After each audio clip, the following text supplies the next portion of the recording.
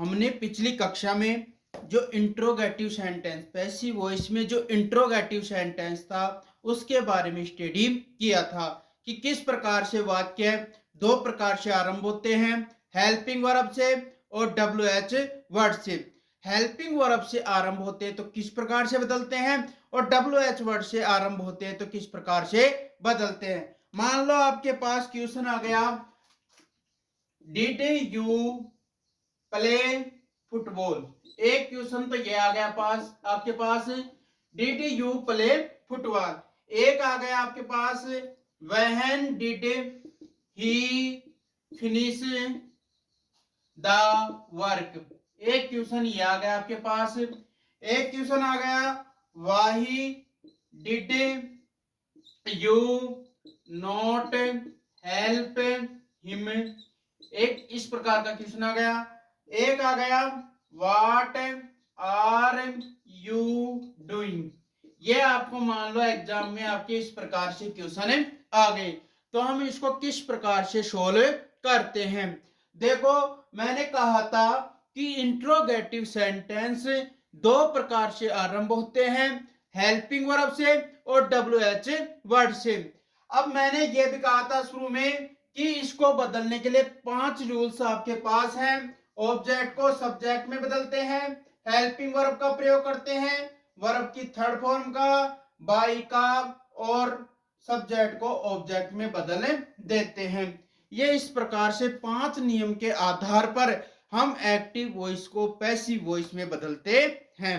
First question है आपके पास, helping verb से आरंभ होने वाले वाक्य। तो मैंने कहा था यदि एक्टिव वॉइस हेल्पिंग वर्ब से आरंभ होता है तो पैसिव वॉइस भी हेल्पिंग वर्ब से ही बनता है। अब यहां पर जो डिड है, यदि वाक्य में डिड आ जाए तो उसको वाज वर्ब में बदलते हैं। तो यहां पर जो फुटबॉल है वो सिंगुलर है, सिंगुलर आता है तो सबसे पहले क्या लगाएंगे, वाज लगाएंगे। पहला नियम है ऑब्जेक्ट को सब्जेक्ट में बदलते हैं। तो ऑब्जेक्ट है यहाँ पर फुटबॉल, तो यहां पर हो गया फुटबॉल। दूसरा नियम है हेल्पिंग वर्ब का प्रयोग, हेल्पिंग वर्ब अपन ने पहले ही बदल दी, 2 नियम हो गए। तीसरा नियम है वर्ब की थर्ड फॉर्म का प्रयोग करना। अब प्ले वर्ब की कौन सी फॉर्म है, फर्स्ट फॉर्म, तो इसको किस में बदल देते हैं, थर्ड फॉर्म में बदल देते हैं। तो ये क्या हो गया, प्लेड हो गया। 3 नियम हो गए। चौथा नियम है बाई का प्रयोग करना, तो यहां पर हो जाएगा बाई। और 5वां नियम है सब्जेक्ट को ऑब्जेक्ट में बदलना, तो यहां पर यू का क्या हो जाता है, यू ही रह जाता है। सेकंड क्वेश्चन है, वाक्य किससे शुरू है, डब्ल्यू एच वर्ड से। डब्ल्यू एच वर्ड से आरंभ होने पर डब्ल्यू एच वर्ड का ही प्रयोग करते हैं। तो यहां पर वहन का क्या हो जाएगा, वहन हो जाएगा। डब्ल्यू एच वर्ड के तुरंत बाद हेल्पिंग वर्ब का प्रयोग करते हैं और हेल्पिंग वर्ब हमेशा यहां पर ऑब्जेक्ट को देखकर ही बदलते हैं। यहां पर ऑब्जेक्ट कौन है, द वर्क है, और डिड आने पर वाज वर्ब में बदलते हैं। तो द वर्क सिंगुलर है तो यहां पर आ जाएगा वाज आ जाएगा, द वर्क का द वर्क हो जाएगा।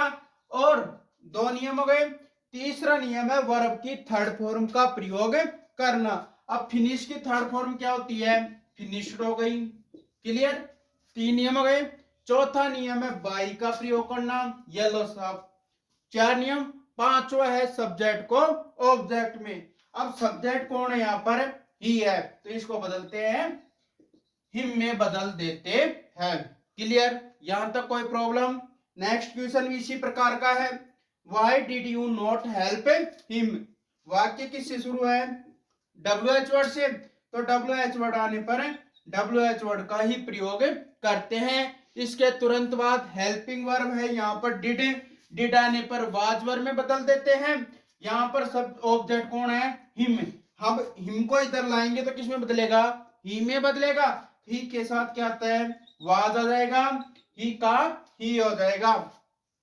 अब यहां पर जो नोट है उसको भी क्या कर देते हैं, लगा देते हैं। हो गए 2 नियम। तीसरा नियम है वर्ब की थर्ड फॉर्म। हेल्प की थर्ड फॉर्म क्या होती है, हेल्प्ड होती है।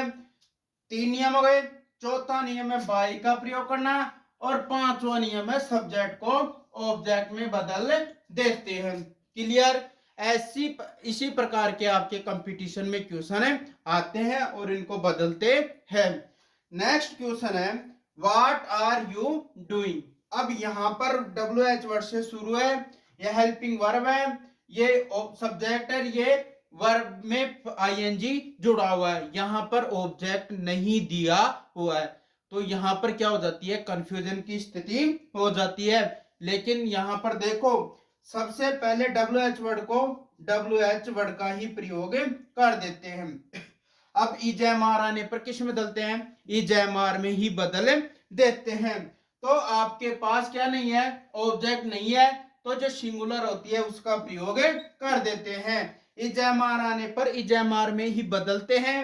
तो यहां पर क्या लगा दिया मैंने, इज लगा दिया। अब वर्ब के ING जुड़ रहा है तो इसको किस में बदलेंगे, बीइंग में बदल देते हैं। और डू की थर्ड फॉर्म होती है डन। डू की कौन सी थर्ड फॉर्म होती है, डन। चौथा नियम है बाय का प्रयोग, और पांचवा नियम है सब्जेक्ट को ऑब्जेक्ट में, और यू का क्या हो जाता है, यू में ही बदल देते हैं। क्लियर? तो इस प्रकार का क्वेश्चन भी आए तो यहाँ पर जो ऑब्जेक्ट ना हो तो आपको सिंगुलर हेल्पिंग वर्ब का प्रयोग करना है। अब ये तो था कौन सा, इंट्रोगेटिव सेंटेंस को किस प्रकार से बदलते हैं।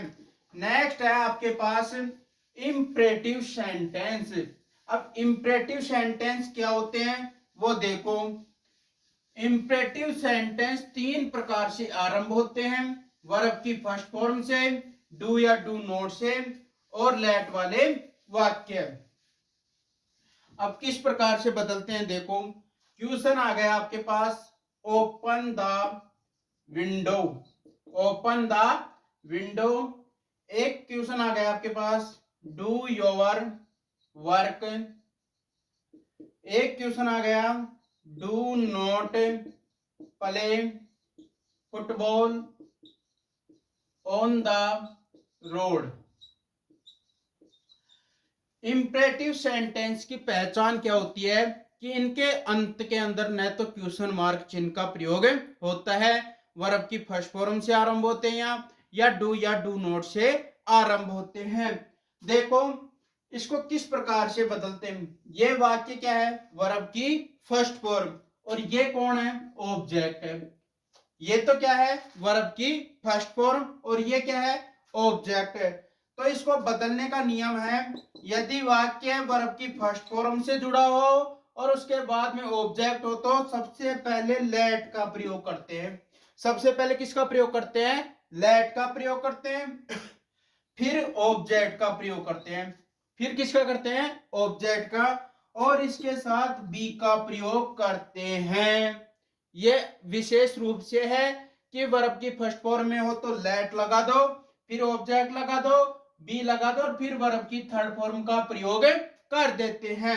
अब इसको किस प्रकार से बदलते हैं, वर्ब की फर्स्ट फॉर्म से आरंभ है, ऑब्जेक्ट है, तो सबसे पहले तो क्या लगा दो, लेट लगा दो। सबसे पहले क्या लगाया, लेट। लेट के बाद में ऑब्जेक्ट आएगा, ऑब्जेक्ट यहां पर क्या है, द विंडो हो गया नियम। फिर बी लगा दो, लग गए बी।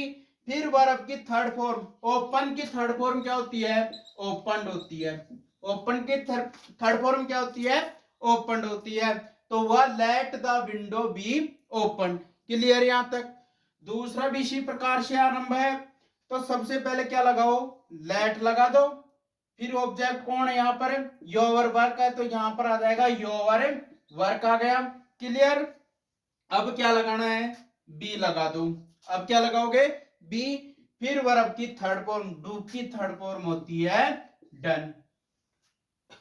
डू की थर्ड फॉर्म क्या होती है, डन। तो नियम के अनुसार चल रहा है, वर्ब की फर्स्ट फॉर्म हो या डू नॉट से आरंभ हो, सबसे पहले लेट लगाओ, फिर ऑब्जेक्ट लगाओ, फिर बी लगाओ, और वर्ब की थर्ड फॉर्म का प्रयोग कर देते हैं।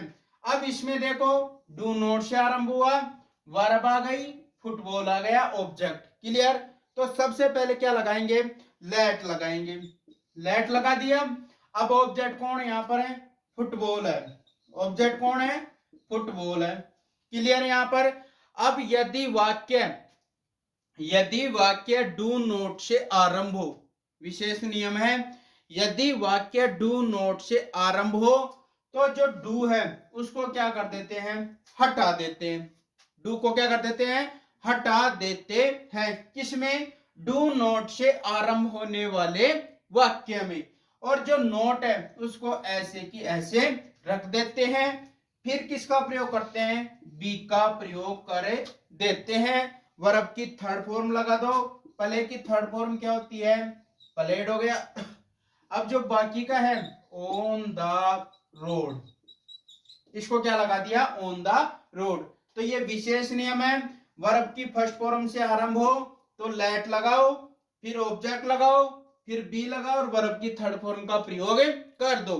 और यदि वाक्य डू नॉट से आरंभ हो तो लेट लगा देना, ऑब्जेक्ट लगा देना, और जो डू नॉट है तो डू को तो क्या कर देते हैं, हटा देते हैं, और नोट को वैसे की वैसे रख देते हैं। और बाकी का शेष नियम इसी प्रकार से होता है।